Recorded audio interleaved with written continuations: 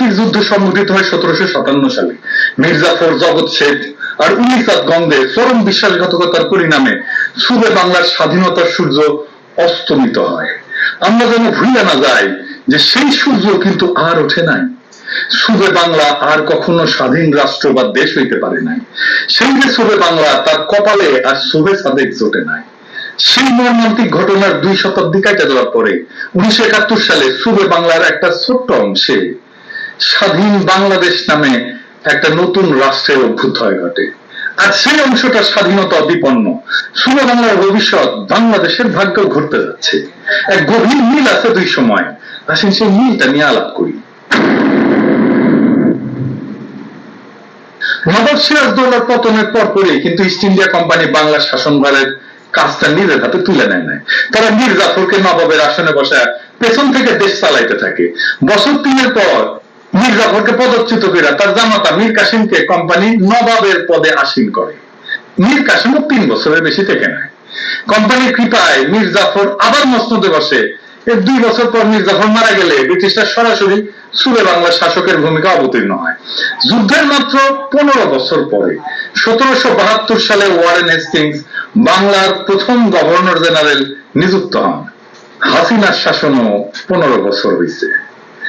আজ থেকে কয়েক দশক পরে যখন এই বিপন্ন স্বাধীনতার দেশ বাংলাদেশের সত্যিকারের ইতিহাস লেখা হবে, তখন 2023 সালে 28 অক্টোবর দিনটাকে চিহ্নিত করা হবে দ্বিতীয় পলাশী হিসাবে। এবারের পলাশীর পরিবর্তনের পল্টনে বাংলাদেশ কার্যত তার স্বাধীনতা হারায়।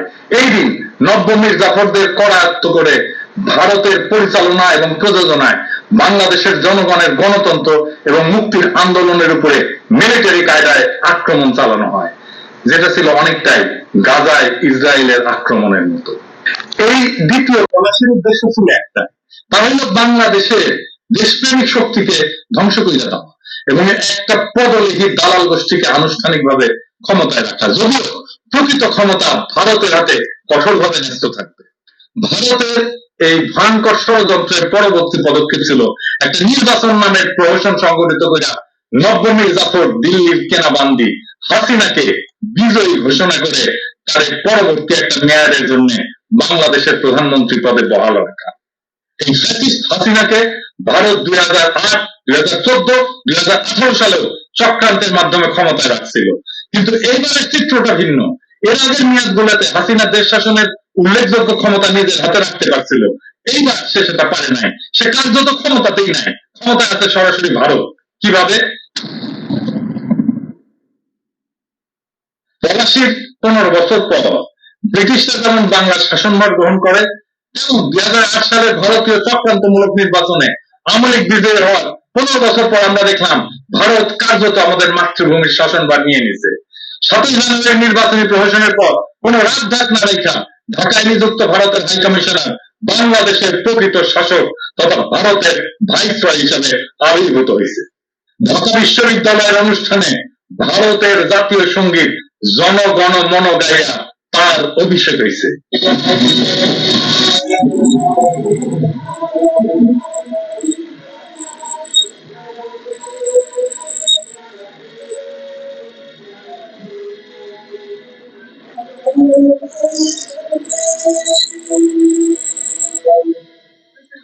আমাদের চরম দুর্ভাগ্য, ভারতের জাতীয় সঙ্গীতের কোরাসে কণ্ঠ মিলাইছে বাংলাদেশের ভারতীয় দালাল তথাকথিত স্বরাষ্ট্রমন্ত্রী আসাদুজ্জামান খান কামাল, কাশ্মীর জেনারেল আর ঢাকা বিশ্ববিদ্যালয়ের উপাচার্য। সেই কারণেই আমি বলি হাসিনার গদি আছে কিন্তু ক্ষমতা নাই। প্রকৃত ক্ষমতা চলে গেছে ভারতের হাতে। আমাদের পতাকা আছে কিন্তু দেশটা চলে গেছে ভারতের দখলে। হাসিনার বাকি যে প্রয়োজন আছে সেটা ফুরে গেলে ভারত লেন্ডর দর্জির মতো ওরে ঘাড়ে ধাক্কা দিয়া পাতায় লাফি দিয়া ছুড়ে দেবে। সেটি স্বাভাবিক। একথা আমি আগেও বলছি এবং ভবিষ্যতে বলতেই থাকবো। কারণ আমাদের সার্বক্ষণিক মনে রাখতে হবে আমাদের প্রকৃত শত্রু কে। আমরা যদি আমাদের আসল দুশ্মন হিসেবে ভারতকে চিহ্নিত করতে না পারি এবং তার দিকে আমাদের সকল প্রতিরোধ রাখতে না পারি, তাহলে আমরা আরো বড় ধরনের বিপর্যয়ে পড়ে যাব। বাংলাদেশে যে কোনো অস্বাভাবিক ঘটনা ঘটলে আপনারা কোনো কিছু চিন্তা না করে এটি ধরে নেবেন এর পেছনে ভারতের হাত আছে। এই যে সম্প্রতি নাথান বোম আর তথাকথিত কুকিজিং ন্যাশনাল ফ্রন্টের সর্বশেষ সন্ত্রাসী কর্মকাণ্ড কিংবা ইসরায়েল থেকে সরাসরি ঢাকায় উড়ে আসা দুইটা ফ্লাইটের ঘটনা পর্যালোচনা করলে আপনি সহজেই এই সিদ্ধান্তে উপনীত হবেন। আসেন আমরা এই বিষয়গুলো একটু বিস্তারিত আলোচনা করি। আমরা বিভিন্ন ঘটনা গাইয়া সবগুলোর মধ্যে একটা সম্পর্ক উদ্ধারের চেষ্টা করি। কুকি সিং কারা, কেনই বা তারা এখন মাঠে? বাংলাদেশের শাসনবন্ধ হাতে নেওয়ার পরে ভারতের কাজ কাম দেখে মনে হইতেছে যে তারা খুব তাড়াহুড়ার মধ্যে আছে। 7 জানুয়ারি প্রহসনের 3 মাস অতিক্রম হইতে না হইতে ভারত আমাদের সামনে হাজির করছে কুকি সিং নাটক। এই নাটকটা কি সেটা সঠিকভাবে বুঝতে হলে আমাদের নজর দিতে হবে সন্ত্রাস সংগঠনের মূল নায়ক তথাকথিত কুকি সিং ন্যাশনাল ফ্রন্টের নেতা লিন্দু নাথান বম। নাথান বম কিন্তু চারুকলার ছাত্র ছিল। আমি কেন তার লিন্দু নাথান বম বলতেছি সেটা আলোচনা থেকে আপনারা বুঝবেন। নাথান বম বাংলাদেশের শরীর থেকে একটা অংশ কেটে নিয়ে স্বাধীন দেশ প্রতিষ্ঠার ডাক দিছে। এই রাষ্ট্রটা আমি বলি বম রাজ্য। মোদী ওদিকে করতেছে রাম রাজ্য আর নাথান বম করতেছে বম রাজ্য। সে কোথায় প্রতিষ্ঠা করতে চাইতেছে সেটা দেখলে সবকিছু আমাদের কাছে ব্যাপক ফকফকা হয়ে যাবে। সে কিংবা তার প্রতিষ্ঠান কুকি সিং ন্যাশনাল ফ্রন্ট বা কেএনএ এই বন রাজ্য পদ্মাস্তরে সুন্দরবনের জঙ্গলে অথবা শেখ মুজিবের মাজারের পাশে গোপালগঞ্জে বানাইতে পারে না। সে বাংলাদেশ থেকে আলাদা করে ফেলতে চায় এমন একটা অঞ্চল যেটা বাংলাদেশের সাথে ভারতের মিজোরাম এবং মায়ানমারের সীমান্তের সংলগ্ন। ম্যাপ দেখাতে দিতেছে, ম্যাপ করে দেখা বাংলাদেশের মূল ম্যাপের সাথে এই অংশটা দেখাই দেয়। এই ম্যাপে মায়ানমার কোথায় এটা দেখাই দেয়। এখন এই বন রাজ্য প্রতিষ্ঠিত হইল ধরেন, তাহলে কি হবে? আমি গত ভিডিওতে বলছিলাম যে উল্লেখযোগ্য পরিবর্তন ঘটতেছে আমাদের মানচিত্রে। তা হচ্ছে মায়ানমারের বিদ্রোহীরা জিতে যাওয়ায় আমাদের বর্ডারে চলে আসছে চীন। আর চীন আমাদের বর্ডারে চলে আসা একটা অত্যন্ত ইতিবাচক ঘটনা আমাদের স্বাধীনতার সার্বভৌমত্বের জন্য। তাই যা ঘটবে আগামী দিনে তা ঘটবে এই এলাকাকে ঘিরে। ভারত চাইবে না চীনের সাথে আমাদের কোনো সীমান্ত থাকুক। তাইলে নাথান বমের বোমা ল্যান্ড বা বোম রাজ্য হলে কি হবে? প্রথমত বাংলাদেশের সাথে মায়ানমারের তথা আরাকান রাজ্যের সীমান্ত আছে সেটা থাকবে না। বন রাজ্য সম্পূর্ণভাবে ভারতের অনুগ্রহ এবং ইচ্ছায় চলবে। কারণটা একটু পরে বলতেছি। সুতরাং এই রাষ্ট্র প্রতিষ্ঠিত হলে প্রকৃতপক্ষে ভারত ছাড়া বাংলাদেশের আর কারোর সাথে বর্ডার থাকবে না। অর্থাৎ সমুদ্র বাদ দিলে বাকি সব দিক দিয়ে ভারত আমাদেরকে ঘিরে দেবে। দ্বিতীয়ত আমি আগেও বলছি যে চীন তার বিশাল বিআরআই প্রকল্প বাংলাদেশের মায়ানমার সীমান্তের কাছাকাছি অঞ্চল দিয়ে নিয়ে গেছে। ফলে এই অঞ্চলে প্রকৃতপক্ষে চীন তার সীমান্তকে বিস্তৃত করছে। ফলে ভারতের বিভিন্ন মহল বাংলাদেশকে যে ভারতের ব্যাকইয়ার্ড বলে বিবেচনা করে সেটা ভ্যালিড থাকে না, কারণ চীন আমাদের বর্ডারে এসে পড়ছে। এখন এই বন রাজ্য প্রতিষ্ঠা হইলে বাংলাদেশের সাথে মায়ানমারের তথা চীনের সীমান্ত সংযোগ থাকবে না। বিআরআই প্রকল্পের সাথে যুক্ত হইতে পারলে বাংলাদেশের সাথে চীনের সড়ক রেল যোগাযোগ সহসায় স্থাপিত হইতে পারে। নাথান যদি বন রাজ্য প্রতিষ্ঠা করে ফেলে তাহলে সেটা আর সম্ভব হবে না। হবে কি? ম্যাপ দেখা বুঝলেন? বাংলাদেশ তখন চিরকালের জন্য ভারত নির্ভর হইয়া পড়বে। এইখানে মূল বিপদ। তৃতীয়ত আরাকান রাজ্যে মায়ানমারের জান্তা বাহিনীর বড় ধরনের পরাজয়ের কারণে সেখানে ভারত যে ট্রানজিটের পরিকল্পনা করছিল সেটা পুরোপুরি ভেস্তে গেছে। ভারত এই প্রকল্পে $500 মিলিয়ন খরচা করেছিল, ওই এক খই দুই কামড়ে খায়। সেখানে $500 মিলিয়ন পানিতে পড়ে গেছে। চিন্তা করেন কি অবস্থা ওর। নাথানের বন রাজ্য প্রতিষ্ঠা ভারত ওই প্রকল্প মিজোরাম থেকে বন রাজ্যের মধ্যে দিয়ে নতুন একটা ট্রানজিটের পথ খুলে নিতে পারবে। এই দেশে দেখা যায় কোন দিক দিয়ে খুলে নিতে পারবে। চতুর্থত ভারত যদি একবার বন রাজ্য প্রতিষ্ঠা করে ফেলতে পারে তাইলে সেই রাষ্ট্রের ভূমি থেকে চীনের কর্মকাণ্ডের উপরে গুপ্তচর বৃত্তি অধিকতর কার্যকর ভাবে চালিয়ে যেতে পারবে। পঞ্চমত আমি আগেই বলছি তথাকথিত বন রাজ্যের উপরে ভারতের একচ্ছত্র আধিপত্য থাকবে। কারণটা ব্যাখ্যা করি। আপনারা ইতিমধ্যে জেনে থাকবেন যে বন যে অঞ্চলটা দাবি করছে রাষ্ট্র প্রতিষ্ঠার জন্য সেইখানে তার জাতিগোষ্ঠী কুকি চীন একটা অত্যন্ত ছোট মাইনরিটি বা সংখ্যালঘু। এতটুকু একটা সংখ্যালঘু অত বড় একটা জায়গা কি করে দাবি করে? অবাক ব্যাপার না? এর পিছনে আছে একটা গভীর ষড়যন্ত্র। গত কয়েক বছর ধরে ভারত একটা প্রোপাগান্ডা চালাইতেছে যে বাংলাদেশ এবং মায়ানমার থেকে কুকি চীন জাতিগোষ্ঠীর লোকজন ভারতে আশ্রয় নিতেছে। এখন বন রাজ্যের প্রতিষ্ঠা হলে ভারত তার ভূখণ্ড থেকে বিশাল সংখ্যক কুকি চীন জাতীয় লোকজনকে বমের এই রাষ্ট্রে পাঠায় দেবে। অন্যদিকে বাংলাভাষী জনগণকে রাষ্ট্র থেকে জোরপূর্বক খেদায় দেবে। অর্থাৎ ভারত বম রাজ্য প্রতিষ্ঠা করে একান্ত থাকবে না, বরঞ্চ কুকিচিন জাতিগোষ্ঠীকে এই রাষ্ট্রের মেজরিটি জনগোষ্ঠীতে পরিণত করে ছাড়বে। যেরকমটা ঘটছিল ইসরায়েল প্রতিষ্ঠার পর, যখন সারা দুনিয়া থেকে বিপুল সংখ্যক ইহুদি ওই দেশে গাইয়া বসছে এবং স্থানীয় ফিলিস্তিনিদের তাদের বাস্তবিকতা থেকে উচ্ছেদ করে দিচ্ছে, তারাই দিচ্ছে এবং এখনো তারাই দিচ্ছে। সুতরাং বমের দাবিকৃত রাষ্ট্র যে ভারতের একটা সম্প্রসারিত অঙ্গ হবে সে সম্পর্কে কোনো সন্দেহ থাকার অবকাশ নাই।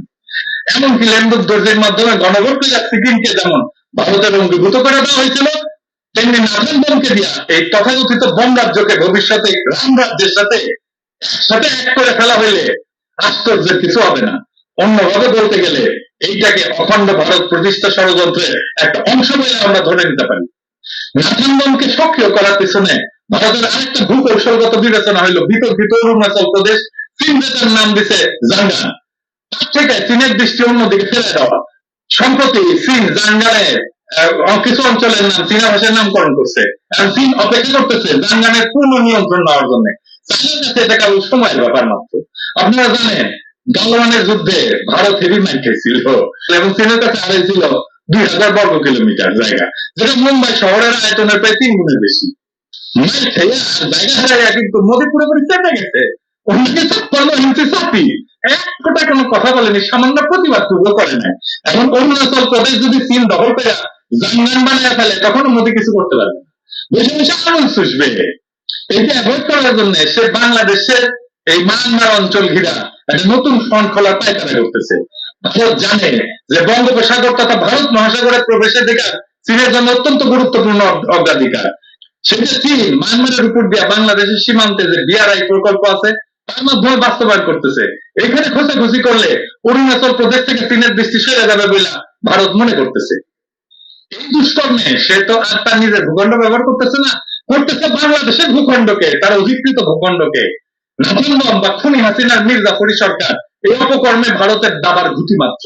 এই জন্য আমি সবসময় বলি যে বাংলাদেশের যে কোনো ঘটনা আমাদের এই অঞ্চলে চলমান ভূ রাজনৈতিক প্রক্রিয়ার একটা অংশ হিসেবে বিবেচনা করতে হবে এবং মনে রাখতে হবে ভারত তার ভূ রাজনৈতিক স্বার্থ হাসিল করার জন্য তাদের কেরা বান্দি হাসিনাকে বাংলাদেশের ক্ষমতায় অবৈধভাবে জোর করে বসায় রাখছে। কারণ থাকতে হবে তো একটা, কারণ হইতেছে এটা। এখন দেখা যায় বাংলাদেশকে বিচ্ছিন্ন করে দৃঢ় ষড়যন্ত্রে লিপ্ত নাথান বমকে কি ট্রিটমেন্ট দেওয়া হইতেছে। Experience more Maria moment. Nathan বমের সাম্প্রতিক অপারেশনের পরে আমরা জানতে পারলাম যে তার স্ত্রী বাংলাদেশের সরকারি চাকরিতে নিযুক্ত। ঘটনার পর তাকে অন্যত্র বদলি করে দেওয়া হয়েছে। কেউ যদি অপরাধমূলক কাজ করে থাকে তাহলে তার স্ত্রীকে অভিযুক্ত করা ঠিক না এবং তাকে হেনস্থ করা ঠিক না বা শাস্তি দেওয়া ঠিক না, এটা আমরা মানি। কিন্তু আমাকে বুঝাই বলে যে কয়েক মাস আগে একজন দাড়ি টুপিওয়ালার লোককে পার্বত্য চট্টগ্রাম এলাকা থেকে যখন জঙ্গি হিসেবে আটক করা হয় তখন তার স্ত্রীকে কেন সেই সঙ্গে আটক করে জেলে নেওয়া হয়েছিল? তার বেলায় তার স্ত্রী তো কোন রকম ছাড় পায় নাই। নাথান বমের স্ত্রী কেন ছাড় পাইলো হাসিনার কাছে? কোন শক্তির বলে সে প্রোটেকশন পাইতেছে? আমরা আরো জানি যে আসামের এক সময়কার বিচ্ছিন্নতাবাদী নেতা অনুপ চেটিয়াকে হাসিনা ভারতের হাতে তুলে দিছিল। নাথান বম তো তার সাঙ্গ পঙ্গরায়নের ট্রেনিং নেয় ভারতে, ওইখানে লুকায় থাকে। তাহলে ভারত কেন বম আর তার গ্যাংকে বাংলাদেশের হাতে তুলে দিতেছে না? আমরা যেমন অনুপ চেটিয়াকে ভারতের কাছে প্রত্যাবর্তন করে ভারতের আঞ্চলিক অখণ্ডতা অক্ষুণ্ণ রাখার কাজে সাহায্য করছি, ভারতের কি তেমনি উচিত না আমাদেরকে অনুরূপ ভাবে সাহায্য করা এবং নাথান বম এবং তার পুরো সন্ত্রাসী দলকে বাংলাদেশের হাতে তুলে দেওয়া? ভারত সেটা করে না কেন? ভারত সারাক্ষণ কেউ কেউ করে যে বাংলাদেশ থেকে নাকি বিচ্ছিন্নতাবাদীরা যে ভারতের মধ্যে হিসেবে ঝামেলা করে, আর তোর এখানে থেকে যে এখানে এসে ঝামেলা করে যাচ্ছে, তুই চুপ করে আছিস কেন? তুই কেন ভোট পাঠিয়ে দিস না এগুলো? সেটা করবে না ভারত, কারণ সে তো বাংলাদেশের জমিনে নাথান বমকে দিয়ে আগুন লাগাই দেওয়ার চেষ্টা করতেছে নিজের স্বার্থে। এই আগুন সে তো আর নিভানোর জন্য লাগাইতেছে না। যতক্ষণ পর্যন্ত তার হীন উদ্দেশ্য সফল হইতেছে না ততদিন ভারত এই আগুনের খেলা খেলতেই থাকবে। সেই সাথে এই চিন্তাটাও করেন যে আমরা ভারতীয় পণ্য বয়কটের ডাক দেওয়ার পর স্বয়ং ফ্যাসিস্ট কানাডানি হাসিনা মাঠে নেই না কি পরিমাণে খিস্তি করলো বয়কটের বিরুদ্ধে, অথচ নাথান বম বাংলাদেশের এক অংশ কাইটে নেওয়ার চক্রান্ত করতেছে। সে যখন তার সন্ত্রাসী অপারেশন চালাইলো এবং আমাদেরকে জানান দিল সে বাংলাদেশকে টুকরা করার ষড়যন্ত্র থেকে সে এক পাও পিছায় যাবে না, তারপরে কানাডানি একটা বক্তব্য রাখলো, একটা কিছু বলছে, বয়কট দিয়ে তার চান্দি গরম হয়ে যায়, কিন্তু বাংলাদেশের একটা অংশ কাইটে নিল সেটা তো তার চান্দি গরম হয় না। আসলে বয়কটে ভারতের ক্ষতি আর বমের কাছে ভারতের লাভ। তাই ভারতের বান্দি হাসিনা বয়কটের বিরুদ্ধে বলে আর বমের সন্ত্রাসী কার্যকলাপের ব্যাপারে পুরোপুরি চেপা যায়। আর্মির ভাইরা বুঝেছেন তো? হ্যাঁ, কিসের মধ্যে পরিচয় বুঝেছেন? আগে করছিলাম, শোনেন নাই? হ্যাঁ, এখান থেকে আপনারা বুঝতে পারবেন যে মোদি কেনা এই বান্দি মাতারির হাতে কোনো ক্ষমতা নেই। এই পুরো খেলাটাই খেলতেছে ভারতের গোয়েন্দা সংস্থা র। আপনাদের মনে রাখতে হবে, কিছুদিন কাল আগে আরাকান আর্মির হাতে মায়ানমারের সরকারি বাহিনীর ব্যাপক পরাজয়ের পরপরই হঠাৎ ভারতের জাতীয় নিরাপত্তা উপদেষ্টা অজিত দোভাল আসছিল না উইয়া ঢাকায়। সেই সময় সে যেসব নির্দেশ দিয়ে গেছে সেগুলি বাংলাদেশের রয়ের প্রত্যক্ষ তত্ত্বাবধানে ফ্যাসিস্ট হাসিনা এবং তার লেফটেন্যান্টরা এখন পালন করতেছে, এক্সিকিউট করতেছে। রাফেল মামের কথাই বলেন আর সাম্প্রতিক ইসরায়েল থেকে ঢাকায় যে সরাসরি দুইটা প্লেন আসলো সেটার কথাই বলেন, এসবের পিছনে নিশ্চিত ভাবে আছে ভারতের কলকাঠি। এবার আসেন এই ফ্লাইট গুলা নিয়ে একটু আলাপ করি। এই যে দুইটা ফ্লাইট এমন একটা সময় আসলো যখন বাংলাদেশের মানুষ ঈদের ছুটিতে ব্যস্ত, অন্যদিকে দৃষ্টি দেওয়ার অবকাশ নাই। এরকম একটা অবস্থার সুযোগ নিয়ে ফ্লাইট দুইটা 7 এপ্রিল এবং 11 এপ্রিল ইসরায়েল থেকে সরাসরি ঢাকায় আসলো অত্যন্ত গোপনীয়তার সাথে। সাংবাদিক জুলকারনাইন সাহেব এই বিষয়টা প্রকাশ না করলে আমরা জানতেই পারতাম না। তার এই অনবদ্য অনুসন্ধানী সাংবাদিকতার জন্য আমরা তাকে আবারও ধন্যবাদ জানাই। এই ন্যাশনাল এয়ারলাইন্স কে লিজ দিচ্ছে আমেরিকার ডিফেন্স মিনিস্ট্রি। এরাই মারণাস্ত্র ইসরায়েলে নিয়ে যায়। গাজায় ইসরায়েলের হামলা শুরু হওয়ার পরে 70টা ন্যাশনাল এয়ারলাইন্সের ফ্লাইট ইসরায়েলে নামছে মাল সামান নিয়া, মানে মারামারির মাল সামান নিয়া, বোমা বোমা অস্ত্র সরঞ্জাম নিয়া। যে বিমানটা আসছিল বাংলাদেশে, আপনি যদি তার চলাচল দেখেন বাংলাদেশ থেকে আসার পরে সেই সব দেশে গেছে যেখানে মার্কিন ঘাঁটি আছে, জাপানে গেছে, ফিলিপাইনে গেছে, তাই না? প্রথম ফ্লাইটটা আসার দীর্ঘ 6 দিন পরে যখন জুলকারনাইন বলল, স্বামী যখন বলল, তখন ব্যাখ্যা নিয়ে হাজির হইলো বেসামরিক বিমান চলাচল কর্তৃপক্ষ। বলল যে তারা ওই বিমানটা আমেরিকান একটা কোম্পানি, আমেরিকার সাথে বাংলাদেশের বিমান চলাচল চুক্তির অধীনে ওই দুইটা ফ্লাইট ঢাকায় আসছে।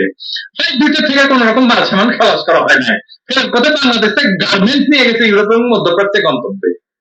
রাতে শারজার বিমানবন্দরের পথে রওনা দিচ্ছে। আমেরিকার সাথে বাংলাদেশের যে বিমান চলাচল চুক্তি কথা বলতেছে এটা হচ্ছে ওপেন স্কাই এগ্রিমেন্ট। 2020 সালে এটা স্বাক্ষরিত হয়। এর প্রধান উদ্দেশ্য ছিল ঢাকা থেকে নিউ ইয়র্কের জন এফ কেনেডি বিমানবন্দরে যে সরাসরি ফ্লাইটটা ছিল যা লোকসানের কারণে একসময় বন্ধ হয়ে গেছিল সেটা পুনরায় চালু করা। ওই চুক্তির অধীনে এমন কোনো বিধান নাই যার বলে বাংলাদেশের কোনো বিমান যার কোনো অনুমোদিত রুট নাই তা কোনো ধরনের অনুমতি ছাড়া আমেরিকার কোনো বিমানবন্দরে অবতরণ করতে পারবে। এমনকি শেখ হাসিনা যদি বিমানের একটা ফ্লাইট নিয়ে নিউ ইয়র্কে যায় তাকে অগ্রিম অনুমতি নিতে হবে আমেরিকার কাছ থেকে। একই কথা আমেরিকার এয়ারলাইন্স গুলোর ক্ষেত্রেও প্রযোজ্য। সুতরাং আমেরিকার সাথে বিমান চলাচল চুক্তি আছে, সেই কারণে যে কোনো আমেরিকান প্লেন যে কোনো সময় বাংলাদেশের যে কোনো বিমানবন্দরে ল্যান্ড করবে এই ধরনের কোনো বিধানই ওই এগ্রিমেন্টের। তেল আবিব বিমানবন্দর ছাড়ার আগে আমেরিকার এয়ারলাইন যার নাম ন্যাশনাল এয়ারলাইন ঢাকাকে অবহিত করছিল এবং ঢাকার অনুমতি পাওয়ার পরেই তাদের ফ্লাইট দুইটা ঢাকায় এসে ল্যান্ড করছিল। আর দ্বিতীয়ত ওই প্লেন থেকে যে কিছু নামানো হয় না সেটা আমরা কি করে জানবো? এই সরকার তো চরম মিথ্যাবাদী সরকার, তাদের কোনো কথাতে আমরা বিশ্বাস এবং আস্থা রাখি না। ফ্লাইট দুইটা থেকে অবশ্যই মাল নামানো হয়েছে। এবং খুবই গুরুত্বপূর্ণ বিষয় দেখেন 10 এপ্রিল ওই সময় যে সময় ফ্লাইট গুলো আসছে এক্সপ্লোসিভ ডিটেকশন স্ক্যানার যেটা কাজ করেনি, বাংলাদেশে কাজ করতেছিল না। দেখেন আর কেনই বা ওই ফ্লাইট আসার আগে নিরাপত্তা চাদরে ঢাকা দেওয়া হইলো ঢাকার এয়ারপোর্ট। জেনে রাখা ভালো যে 2023 সালে এই কোম্পানি একটা প্লেন আফগানিস্তানের সামরিক মাল সামান পৌঁছে দেওয়ার পরে 50 ফ্লাইটে ওরা মুহূর্তে দুর্ঘটনায় পতিত হয় এবং সকল ক্রু নিহত হয়। অর্থাৎ সামরিক সরঞ্জাম বহন করার কাজে এই এয়ারলাইন্সের প্লেন ব্যবহারের নজির আছে। এই প্লেন থেকে কি মাল নামানো হয়েছে সেটা নিয়ে পরে বলবো। তৃতীয়ত ওই প্লেনে ঢাকা থেকে যে গার্মেন্টস উঠছে এর প্রমাণ কি? স্বচ্ছতার ক্ষেত্রে সরকারের উচিত ছিল গার্মেন্টস উঠে থাকলে সেটা একটা ম্যানিফেস্ট প্রকাশ করা, তা না করে মানে যে মাল ওঠে প্লেনে সেটা একটা ম্যানিফেস্ট থাকে, যাই করি না আমরা যাই উঠাই সেটা ম্যানিফেস্ট থাকে, লেখাপড়ি থাকে, সেটা প্রকাশ করতে পারতো। তা না করে সরকার ঢালাওভাবে দাবি করছে এখন তো আমাদের কথা শুনে সে জাল কিছু একটা পয়দা করে মানুষকে দেখাইতে পারে, ওটা তো বিশ্বাস নাই হাসিনারে। চতুর্থত সরকার বলতেছে ইউরোপ ও মধ্যপ্রাচ্যের জন্য গার্মেন্টস নিয়ে সংযুক্ত আরব আমিরাতের শারজা বিমানবন্দরের উদ্দেশ্যে রওনা হয়ে গেছে। সরকার বলে নাই যে ইউরোপ মধ্যপ্রাচ্যের কোন দেশে এই ফ্লাইট দুইটার ফাইনাল ডেস্টিনেশন ছিল। আমরা তো জানি যে শারজা একটা রিফুয়েলিং পয়েন্ট যেখানে প্লেনের তেল ভরার ভালো সুবিধা আছে। আমরা এটাও জানি যে শারজা থেকে সরাসরি তেল আবিব এয়ারপোর্টে ফ্লাইট আছে। তাহলে হইতেই পারে যে ঢাকা থেকে ন্যাশনাল এয়ারলাইন্সের ফ্লাইট শারজায় যে তেল নিয়ে তেল আবিবে ফিরে গেছে, তাই না? তাহলে ফ্লাইট দিয়ে কি মাল নিয়ে গেছে তেল আবিবে সে প্রশ্ন উঠতেই পারে। সরকার বলতে গার্মেন্টস নিয়ে গেছে, আমরা কি করে এই কথা বিশ্বাস করবো? যে বিমান সামরিক সরঞ্জাম পরিবহন করে সেই গার্মেন্টস এর মাল আমার নিয়ে যাওয়ার জন্য খেপ মারবে বাংলাদেশে এসে এটা বিশ্বাস করতে হবে। মানে জায়েদ খান এটা ফ্রি আছে, সে ঠিক বাজে নাদিয়া ফিলোসফি নিয়ে আলাপ করবে। তাহলে ঢাকা থেকে অন্য কোন দেশের স্পর্শকাতর মাল নিয়ে ফেরা যায়নি, সেটা আমরা কি করে জানবো? বিশেষ করে ভারত যখন ওই দেশ থেকে সামরিক সরঞ্জাম দেওয়ার সাহায্য করতেছে। আবার ধরেন আমেরিকান কোম্পানি প্লেন যদি তেল আবিব থেকে ঢাকায় ল্যান্ড করতে পারে, তাহলে ইন্ডিয়ান এয়ারলাইন্সের প্যাসেঞ্জার প্লেন ইসরায়েল থেকে ঢাকায় ল্যান্ড করতে পারবে, ঠিক কিনা? প্লেন দুইটা বাংলাদেশে কি মাল খালাস করছে সেটা সংক্ষেপে আলাপ করা যায়। আমরা জানতে পারছি যে এই ফ্লাইটে বিভিন্ন রকম সার্ভেইলেন্স ইকুইপমেন্ট আসছে, যা আরাকান আর্মির বিরুদ্ধে ব্যবহারের জন্য আমেরিকা পাঠিয়েছে। এখানে র, ইন্ডিয়ান র, সিটানিয়ার জিওসি, র্যাব এবং এই কুকি ন্যাশনাল ফ্রন্ট এই পুরো প্রকল্পের সাথে যুক্ত। এই যে বাংলাদেশ পতনোন্মুখ বার্মার সামরিক জান্তাকে সাহায্য করতেছে, এটাকে আরাকান আর্মি জানবে না? যারা আসলে ক্ষমতা নিবে বার্মার, অবশ্যই জানবে। তারা এটা জানে নাকি বাংলাদেশের উপরে খুশি হবে, চরম বিলা হবে। আরাকান আর্মি তো পরে সরকার গঠন করবে বার্মায়, এদের সাথে যেন বাংলাদেশের ভালো সম্পর্ক না থাকে, এটাই ইন্ডিয়ার প্ল্যান। ইন্ডিয়ান আর্মির সাথে আরাকান আর্মির সম্পর্ক বিলা। ইন্ডিয়ান সরকার আন্দামানে আরাকান আর্মি যখন গঠিত হইতেছিল, ইন্ডিয়াই সাপোর্ট করেছিল কিন্তু প্রথমে। কোন সময় মায়ানমারের সামরিক জান্তার অনুরোধে ওদের ধ্বংস করে দেয় ইন্ডিয়া, বিশ্বাসঘাতকতা কইরা। কেমন জাউরার জাউরা দেখেন, সালে ভুল করেছিল, ভাবে নাই যে ওরা এক সময় জান্তাকেই পরাজিত করে দেবে। আরাকান আর্মি কি ইন্ডিয়ার ওই বিশ্বাসঘাতকতার কথা জিন্দেগিতে ভুলবে? কোনোদিন ভুলবে না। আরাকান আর্মি বিপুল গতিতে আগাইতেছে, আর তাদের সাথে চীনের যে সম্পর্ক, তাতে ইন্ডিয়া কঠিন জড়াইছে। আরাকান আর্মির সাথে ভালো সম্পর্ক মানে ইন্ডিয়া মনে করে এটা চাইনাদের সাহায্য করবে। তাই ইন্ডিয়া যতভাবে সম্ভব আরাকান আর্মির সাথে বাংলাদেশের সম্পর্ককে বিলা করে দেবেই। এটাই তার স্ট্র্যাটেজি, এটাই তার ভূ রাজনীতি বাংলাদেশকে নিয়ে, এটাই তার ভূ রাজনীতি মায়ানমারকে নিয়ে। এটা সবসময় মাথায় রাখবেন। আরো একটা কারণ আছে যে বাংলাদেশের সাথে যদি আরাকান আর্মির সম্পর্ক খারাপ করে দেওয়া যায়, তাহলে আরাকান আর্মি কুকি চীনের বিরুদ্ধে কোনোভাবে বাংলাদেশকে সাহায্য করবে না। বুঝছেন তো এক ঢিলে কত পাখি মারতেছে ইন্ডিয়া। ইন্ডিয়া আরাকান আর্মি আর চীনরা দেখাইতে চায় যে বাংলাদেশ স্ট্র্যাটেজিক মিলিটারি ইকুইপমেন্ট দিচ্ছে মায়ানমারের জান্তা সরকারকে তোমাদের বিরুদ্ধে ব্যবহার করার জন্য। বুঝছেন তো কি ভিলেজ পলিটিক্স করছে এখানে? সুতরাং বুঝতে পারতেছেন ভারত বাংলাদেশকে নিয়ে কি ভয়ঙ্কর খেলা খেলতেছে। তবে হিসাব নিকাশে সে একটা ভুল করেছে। কি ভুল? ভারত বাংলাদেশের জনগণের ভূমিকা একেবারে অবজ্ঞা করে তার গেম সাজিয়েছে। আমাদের দেশের জনগণ যে একটা লড়াকু জনগোষ্ঠী, যারা 200 বছর ধরে সাম্রাজ্যবাদ বিরোধী সংগ্রাম করছে, এবং পৃথিবীতে একমাত্র জাতি যারা 25 বছরের কম সময় দুইটা স্বাধীন রাষ্ট্রের জন্ম দিছে, 30 বছরের দুইটা গণ অভ্যুত্থান করছে, 1993 দুইটা মিলিটারি রেজিমকে খেদাইছে। এই বাস্তবতা ভারত সরকার আমলেই নেন। তারা ভাবছে 28 অক্টোবর বিরোধী দলকে ভয়াবহ আক্রমণের শিকার বানায় তারা বাংলাদেশ থেকে সকল বিরোধী মতকে কবর দিয়ে ফেলছে। আমাদের ভারতীয় পণ্য বর্জনের আন্দোলন ভারতের হিসাব নিকাশের এই ভুল প্রকটভাবে উন্মোচিত করছে। এটা ছিল একটা জেনুইন ব্ল্যাক সোয়ান ইভেন্ট। আমি আলাপ করছিলাম ব্ল্যাক সোয়ান ইভেন্ট কি, অর্থাৎ এমন একটা ঘটনা যা পূর্ব থেকে কল্পনা করা যায় না। আর আন্দোলন সমগ্র বাংলাদেশ এবং সারা বিশ্বে বাংলাদেশ কমিউনিটিতে দাবানলের মতো ছড়ায় পড়ছে। আগামী 22 এপ্রিল লন্ডনে ভারতীয় দূতাবাসের সামনে বিক্ষোভ হইতেছে। চিন্তা করেন আমাদের আন্দোলন কোথায় পৌঁছে গেছে। সারা দুনিয়াতে এটা হবে, ভারতীয় দূতাবাসের সামনে আমাদের বিক্ষোভ হবে। কোন রাজনৈতিক দল আনুষ্ঠানিকভাবে আন্দোলনে যুক্ত হয় নাই, তাই এই অবস্থা। ফলে ভারতকে তার অত্যন্ত স্পর্শকাতর একটা জায়গাতে আমরা কোনো নোটিশ না দিয়ে ব্যাপকভাবে আঘাত করতে সক্ষম হয়েছি। এমন একটা আঘাত যে অত্যন্ত অল্প সময়ের মধ্যে ভারত বিচলিত এবং শঙ্কিত হয়ে পড়ছে। বাংলাদেশে তার পুতুল সরকারও টালমাটাল হইয়া ভাইলা পাইতেছে না কি দিয়া কি করবে। ভারতের দখলদারের বিরুদ্ধে আমাদের এই সংগ্রামকে আমরা তীব্রতর করব এবং যথাসময়ে আমরা আরো উচ্চতর পর্যায়ে নিয়ে যাব। আমরা বাংলাদেশের 18 কোটি জনগণের বজ্রমুষ্টি আকাশে তুলছি, চূড়ান্ত বিজয় অর্জন না হওয়া পর্যন্ত সেই বজ্রমুষ্টি আমরা নামাবো না। আমি বারে বারে বলি, বাংলাদেশের স্বাধীনতা, সার্বভৌমত্ব, আঞ্চলিক অখণ্ডতা এবং জাতীয় মর্যাদা রক্ষায় বাংলাদেশের 18 কোটি মানুষই যথেষ্ট। আমরা আমাদের নিজস্ব শক্তিতেই ভারতকে বাংলাদেশ থেকে বিতাড়িত করব। একই সাথে আমাদের এই ন্যায্য সংগ্রামে আমাদের জাতীয় স্বার্থকে আগায় নেওয়ার জন্য যদি কোনো প্রকৃত বন্ধু শক্তি আমাদেরকে সাহায্য করতে আগে আসে, তাহলে আমরা তাকে নিশ্চয়ই স্বাগত জানাবো। আমরা শত্রুকে আঘাত আর দালালদের নিশ্চিন্ত করিয়া যদি আগাইতে পারি, তাহলে বিজয়ের শুভেচ্ছা থেকে আর বেশি দেরি নাই। বিজয় আমাদের অনিবার্য। আমরা বীরের জাতি, আমরা চিরকাল মাথা উঁচু করে বাঁচছি, এখনো মাথা উঁচু করে বাঁচবে। সবসময় উচ্চারণ করবেন নজরুলের সেই কবিতা, বলবীর চির উন্নত মমশী, শির নেহারি আমারই নত শির, ওই শিকড় হিমাদ্রির। এর মানে জানেন? নেহারি মানে দেখা।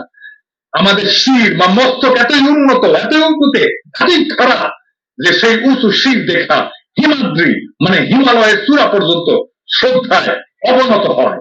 মাথা উঁচা রাখবেন দেশবাসী। আমরা আমাদের জন্মভূমিকে, আমাদের রাষ্ট্রকে রক্ষা করব। আমাদের ধমনীতে শহীদের রক্ত প্রবাহিত হয়, এই রক্ত কখনো পরাভব মানে না।